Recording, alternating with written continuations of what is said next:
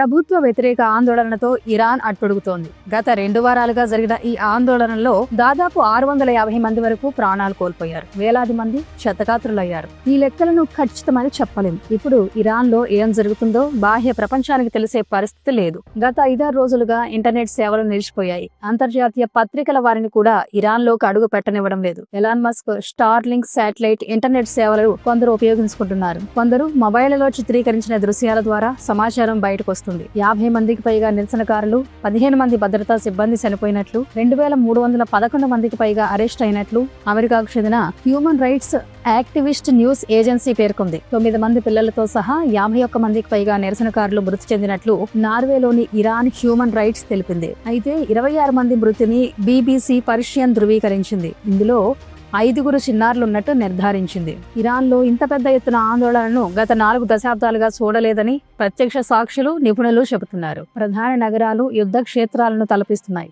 నిరసనకారుల నినాదాలు, సాయుధ భద్రతా దళాల బూటు చప్పుళ్లు, అణచివేత చర్యలు, తుపాకీ కాల్పులు ప్రజల హాహాకారాలతో మారుమోగుతున్నాయి. రహదారులు రక్తంతో తడిసి మొద్దయ్యాయి. ఆసుపత్రులన్నీ క్షతగాత్రులతో నిండిపోయాయి. వైద్య సేవలు అందించేవారు లేక బాధితులు విలవెల్లాడుతున్నారు. ప్రభుత్వమే చనిపోయిన వారి అంత్యక్రియలను నిర్వహిస్తోంది. ఈ నిరసనల్లో 500 మందికి పైగా నిరసనకారులు మరణించినట్టు అమెరికా అబ్జర్వర్ గ్రూప్ ప్రకటించింది.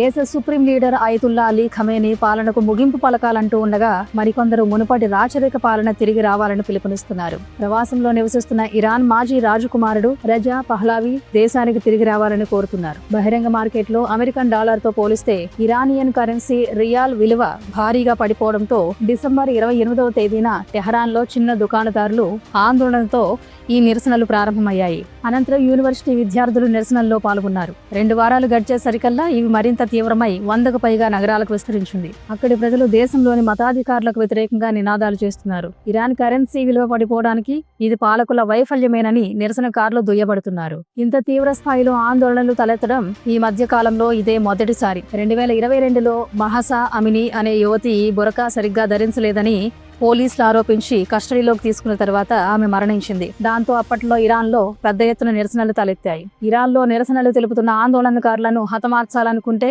వారికి మద్దతుగా అమెరికా రంగంలోకి దిగుతుంది అని అధ్యక్షుడు డొనాల్డ్ ట్రంప్ హెచ్చరించి ఈ నిరసనల తీవ్రతను పెంచారు. పరోక్షంగా ఇరాన్ పరిణామాలను చూస్తూ ఊరుకునేది లేదనే సంకేతాలు పంపారు. ట్రంప్ ప్రకటన చేయగానే ఇరాన్ బగ్గుమంది. ట్రంప్ జోక్యం చేసుకుంటే పశ్చిమాసియా అంతా అల్లకల్లోలమవుతుందని ఖొమైనీ సలహాదారు హెచ్చరించారు. ఇరాన్ విదేశాంగ శాఖ కూడా సీరియస్ గా స్పందించింది. ఇది తమ అంతర్గత వ్యవహారాల్లో జోక్యం చేసుకోవటమేనని, ఇరాన్ పౌరులకు వ్యతిరేకంగా హింసను, ఉగ్రవాదాన్ని ప్రేరేపించడమే అని వ్యాఖ్యానించింది. ఐక్యరాజ్య సమితి చార్టర్, అంతర్జాతీయ నిబంధనలను ఉల్లంఘిస్తున్న అమెరికా తీరును తప్పుపట్టింది. అమెరికా అధ్యక్షుడు ట్రంప్ ను సంతోషపెట్టేందుకు ప్రయత్నిస్తున్న అల్లరి మూకలు ఈ నిరసనకారులు అని Iran supreme leader Ayatollah Ali Khamenei వ్యాఖ్యానించారు. సోషల్ మీడియా వేదిక ఎక్స్ లో వరుస పోస్టుల ద్వారా ఆయన ట్రంప్ పై విమర్శలు గుప్పించారు. చరిత్రలో నియంతలు, అహంకారపూరిత పాలకులు తమ అహంకారం ఉచ్చస్థాయికి చేరడం వల్ల పతనమయ్యారు. ట్రంప్ కి కూడా అదే గతి పడుతుందని వ్యాఖ్యానించారు. ఫిరౌన్, నిమ్రుద్, మహమ్మద్ రెజా పహ్లావి తదితర పేర్లు ఆయన ఉదాహరించారు. ఇజ్రాయెల్ తో 12 రోజుల యుద్ధంలో మా పౌరులు 1000 మందికి చనిపోయారు. దీనికి ఆదేశాలు తనే ఇచ్చానని ట్రంప్ చెబుతున్నారు. ఇరానీయుల రక్తం తన చేతులకు అంటుకుందని తనే ఒప్పుకున్నారు. ఇప్పుడు ఇరాన్ ప్రజల తరఫున తాను ఉన్నానని చెప్పడం హాస్యాస్పదమన్నారు. అమెరికా చర్యలను తప్పుబడుతూ ఇరాన్ ఐక్యరాజ్య సమితి భద్రతా మండలికి లేఖ రాసింది. తమ దేశంలో జరుగుతున్న నిరసనలను హింసాత్మకం, దేశాన్ని అస్థిరపరిచే చర్యలుగా ఇరాన్ అభివర్ణించింది. ఈ నిరసనలు పెద్ద ఎత్తున ఆస్తుల విధ్వంసానికి, ఘర్షణలకు దారితీశాయని పేర్కొంది. ఇరాన్ ప్రభుత్వం తీసుకుంటున్న చర్యలను పాశ్చాత్య దేశాలు, అంతర్జాతీయ మానవ హక్కుల సంస్థలు తీవ్రంగా ఖండించాయి. ఇరాన్ పరిణామాలపై ఇజ్రాయెల్లో ఆసక్తి ఉన్నప్పటికీ మీడియా విశ్లేషణలో మిశ్రమ స్పందన కనిపిస్తుంది. ఇరాన్ తన దేశంలోని అంతర్గత అసంతృప్తి నుంచి ప్రజల దృష్టిని మళ్లించడానికి ఇజ్రాయెల్ పై దాడి చేసే అవకాశం ఉందన్న అనుమానాలు వ్యక్తం చేస్తున్నారు. భారత విదేశీ వ్యవహారాల మంత్రిత్వ శాఖ ఇరాన్ లో నిరసనల దృష్ట్యా అక్కడి భారతీయుల కోసం ట్రావెల్ అడ్వైజరీ జారీ చేసింది. నిరసనలు జరిగే ప్రాంతాలకు దూరంగా ఉండాలని, అప్రమత్తంగా వ్యవహరించాలని సూచించింది. అలాగే ఇరాన్ లో పరిణామాలను నిశితంగా గమనిస్తున్నాం అని భారత విదేశీ వ్యవహారాల మంత్రిత్వ శాఖ ప్రతినిధి రణధీర్ జైస్వాల్ పేర్కొన్నారు. ఈ దేశంలో సుమారు 10,000 మంది భారతీయులు, భారత సంతతికి చెందిన ప్రజలు ఉన్నారు. ఈ నిరసనలకు చైనాలో స్పందన పరిమితంగానే ఉంది. చైనా టీవీలు ఈ వార్తలను అసలు పట్టించుకోలేదు. ఇరాన్ ప్రభుత్వం, అక్కడి ప్రజలు ప్రస్తుత కష్టాలను అధిగమించి దేశ స్థిరత్వాన్ని కాపాడుకోగలరని ఆశిస్తున్నామని చైనా విదేశాంగ మంత్రిత్వ శాఖ ప్రతినిధి లిన్ జియాన్ అని ప్రకటన చేసి ఊరుకున్నారు. గత ఏడాది జూన్లో ఇరాన్, ఇజ్రాయెల్ మధ్య జరిగిన ఘర్షణల సమయంలో ఇరాన్ బలహీనంగా వ్యవహరించిందని చెప్పే కథనాలు చైనా సోషల్ మీడియాలో చక్కర్లు కొట్టాయి. ఎట్టి పరిస్థితుల్లోనూ చైనా ఇరాక్కు సాయంగా వెళ్లకూడదన్న ధోరణి ప్రదర్శించాయి. ఈ నిరసన నేపథ్యంలో ఖొమైనీ దేశం విడిచి మాస్కో పారిపోతున్నారని వచ్చిన కథనాలను రష్యా ఖండించింది. రష్యా మీడియా కూడా చైనా మాదిరిగా ఈ అంశానికి ప్రాధాన్యం ఇవ్వలేదు. ట్రంప్ రెండోసారి అధికారంలోకి వచ్చినప్పటి నుంచి ఇరాన్ను లక్ష్యంగా చేసుకున్నారు. ఇరాన్ అణ్వాయుధ సామర్థ్యాన్ని పెంచుకోవడంపై కన్నెర్ర చేశారు. ఇరాన్ అణు స్థావరాలపై నిరుడు జోన్లో అమెరికా దాడులు చేసింది. ప్రతీకారంగా ఖతార్లోని అమెరికా మిలిటరీ బేస్ పై ఇరాన్ క్షిపణి దాడి చేసింది. ఇదే అంశం పైన ఇజ్రాయెల్ పెద్ద ఎత్తున ఆపరేషన్ ప్రారంభించిన తరువాత ఆ దాడులు జరిగాయి. ఇది 12 రోజుల ఇజ్రాయెల్ ఇరాన్ సంఘర్షణకు దారితీసింది. ఇరాన్ పరిణామాలను జాగ్రత్తగా గమనిస్తున్నాం. అక్కడి ప్రభుత్వం ప్రజలను చంపడం మొదలు పెడితే అమెరికా తీవ్రంగా స్పందిస్తుందని ట్రంప్ చేస్తున్న హెచ్చరికలు పరోక్షంగా నిరసనకారులకు ఊతమిచ్చేలా ఉన్నాయి. అయితే కొందరు నిరసనకారులు అమెరికా జోక్యం చేసుకోవాలని కోరుతున్నారు.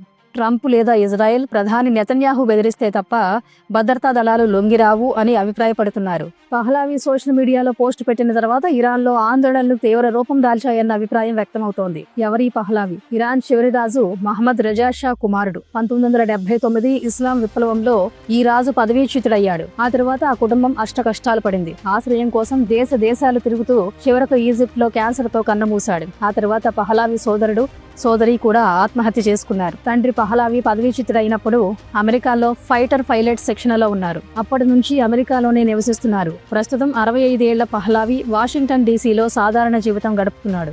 ఇరాన్ ఇస్లామిక్ రిపబ్లిక్ కూలిపోతే తాత్కాలిక ప్రభుత్వాన్ని నడిపేందుకు సాయం అందించడానికి సిద్ధంగా ఉన్నానని పహ్లావి ప్రకటించారు. తాత్కాలిక ప్రభుత్వాన్ని నడపడానికి 100 రోజుల ప్రణాళికను అందించారు. ఇరాన్లోని ప్రతిపక్షాల కూటమిని ఏర్పాటు చేయడానికి కూడా విఫలయత్నం చేశారు. ఇందులో భాగంగా national council of Iran for free elections ను 2013లో ఏర్పాటు చేసినా ఇవేమీ ఆశించిన ప్రయోజనాన్ని ఇవ్వలేదు. ఇప్పుడు తాజా ఆందోళనలో పహ్లావి ప్రాధాన్యం పెరిగింది. ఇవి అధికారాన్ని కట్టబెట్టేంత తీవ్ర స్థాయిలో ఉన్నాయా? అసలు ఈయనకి ఎంత మద్దతు ఉన్నది అంచనా వేయడం కష్టం. ఇరాన్లో స్వేచ్ఛాయుత ఎన్నికలకు, చట్టపాలనకు, మహిళలకు సమాన హక్కుల వైపు ముందుగా సాగడానికి సహాయం చేయడమే తన లక్ష్యమని ఆయన చెబుతున్నారు. ఇరాన్ భవిష్యత్తు రాచరికమా లేదా గణతంత్రమా అనేది ప్రజలు ఓటు ద్వారా నిర్ణయించాలని ఆయన కోరుకుంటున్నారు. పహ్లావి ఎక్స్ లో పెట్టిన ఒక పోస్ట్ లో లక్షలాది మంది ఇరానియన్లు స్వేచ్ఛ కావాలంటూ డిమాండ్ చేశారని నిరసనలకు మద్దతు తెలిపారు. అంతేకాదు నిరసనలు అణిచివేస్తున్న ఇరాన్ ప్రభుత్వానికి ట్రంప్ హెచ్చరికలు పంపినందుకు హర్షం వ్యక్తం చేశారు. దేశంలో అశాంతికి ఇరాన్ పాలకులకు బాధ్యులను చేసినందుకు హర్షం వ్యక్తం చేశారు. అంటే ఇరాన్ పై అమెరికా దాడి చేసి ఖొమైనీని తప్పించాలని, అప్పుడు అధికారం తనదవుతుందని అంచనా వేసుకుని ఉండొచ్చు. ట్రంప్ ఏ మార్గంలో వెళతారనేది అంతు చిక్కని అంశం. ఇరాన్లోని ధైర్యవంతులైన ప్రజలకు అమెరికా మద్దతిస్తుందని అమెరికా విదేశాంగ మంత్రి మార్కో రూబియో ట్వీట్ చేశారు. ఇజ్రాయెల్, అమెరికా దేశాల నిరసనలను రెచ్చగొడుతున్నాయని ఇరాన్ చేస్తున్న వాదనలను అమెరికాపై స్పందించింది. తమ దేశంలోని సమస్యల నుంచి ప్రజలను తప్పుదారి పట్టించేందుకు ఇరాన్ ప్రభుత్వం చేస్తున్న ప్రయత్నం ఇది అని అమెరికా విదేశాంగ శాఖ అధికార ప్రతినిధి వ్యాఖ్యానించారు. ప్రజల ప్రాణ నష్టం, ఆస్తి నష్టం పట్ల ఐక్యరాజ్య సమితి తీవ్రంగా ఆందోళన చెందుతుందని పేర్కొన్నారు. యుఎన్ సెక్రటరీ జనరల్ అధికార ప్రతినిధి స్టెఫానీ డుజారిక్ వ్యాఖ్యానించారు. తమ పౌరులను కాపాడుకోవాల్సిన బాధ్యత ఇరాన్ పై ఉంది. ప్రజలు శాంతియుతంగా సమావేశం కావడానికి, నిర్భయంగా తమ అభిప్రాయాలు వ్యక్తీకరించడానికి ప్రభుత్వం అనుమతించాలని ఫ్రాన్స్ అధ్యక్షుడు ఇమాన్యుయల్ మైక్రాన్, బ్రిటిష్ ప్రధాని Keir Starmer, Germany chancellor Frederick కోరారు. ఈ మేరకు ఆయన సంయుక్త ప్రకటన విడుదల చేశారు. ఇరానియన్ ప్రజలారా, మీ దీర్ఘకాల పీడకల ఇక ముగియబోతుందంటూ నిరసనలకు మద్దతుగా America senator Lindsay Graham social మీడియాలో చేసిన పోస్ట్ ఇప్పుడు తాజాగా చర్చనీయాంశంగా మారింది. మీకు సాయం అందబోతుందని అమెరికా దాడికి సంబంధించిన సంకేతాలను అదే పోస్ట్లో ఆయన అందించారు. తమపై సైనిక దాడికి దిగితే అమెరికా, ఇజ్రాయెల్ సైనిక స్థావరాలపై దాడులు చేస్తామని ఇరాన్ హెచ్చరించింది. ఇరాన్ స్పీకర్ బాఘెల్ గాలిబాఫ్ పార్లమెంట్లో ఈ మేరకు ప్రకటన చేశారు. ఇజ్రాయెల్ ఆక్రమిత భూభాగాలు, ఈ ప్రాంతంలో ఉన్న అన్ని అమెరికా సైనిక స్థావరాలు, నౌకలు మా లక్ష్యమవుతాయని చెప్పారు. అంతేకాదు అమెరికా సైనిక జోక్యానికి బదులు తీర్చుకోవడమే కాకుండా ఇంకా ఏదైనా ఇబ్బందులు ఉంటాయన్న భావన కలిగినా మా చర్యలు కొనసాగుతాయని పేర్కొంది. ఒకవైపు ప్రభుత్వ వ్యతిరేక ఆందోళనలు సాగుతుంటే ప్రభుత్వ అనుకూల ఆందోళనలను ఇరాన్ ప్రోత్సహిస్తోంది. అమెరికా రాజకీయ నాయకులకు ఇది హెచ్చరిక అని పేర్కొంది. ఈ ఆందోళనలకు ఆయా దేశాలు మద్దతిస్తూ ఉండడంతో ఫ్రాన్స్, జర్మనీ, ఇటలీ, యూకేలకు సంబంధించిన దౌత్యవేత్తలకు సమన్లు ఇచ్చింది. సైనిక దాడికి లేదా ఇతర చర్యలకు దిగే ముందు అమెరికా ఇరాన్ అధికారులతో మాట్లాడుతుందని ట్రంప్ ఇప్పటికే చెప్పారు. ప్రతిపక్షాలతోనూ తాము టచ్ లో ఉన్నామని చెప్పారు. ఈ అంశాలపైన టెహరాన్ స్పందించలేదు. అమెరికాకు ఇరాన్ కు మధ్యవర్తిగా వ్యవహరించే ఒమన్ తరఫున విదేశాంగ శాఖ మంత్రి గత వారం ఇరాన్ ను సందర్శించారు. ఈ సందర్భంగా ఈ అభిప్రాయం వ్యక్తమై ఉండొచ్చు. ఒకవేళ ట్రంప్ చర్చలకు అంగీకరించినా ఆయన కోరినట్టు అణ్వాయుధ కార్యక్రమాన్ని, బెలాస్టిక్ మిసైల్ తయారీ అంశాల నుంచి వెనక్కి మళ్లడం సాధ్యం కాని పని. దాంతో దాడులు అనివార్యమనే చెప్పాలి. మరోవైపు వాణిజ్య పరంగా కూడా ఇరాన్ ను కట్టడి చేయడానికి రంగంలోకి దిగారు.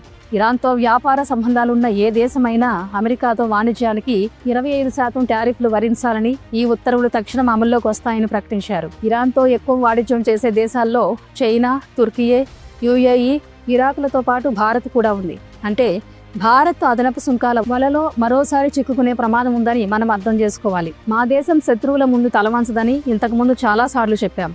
అమెరికా తన మోసపూరితమైన చర్యలను ఇప్పటికైనా ఆపాలి.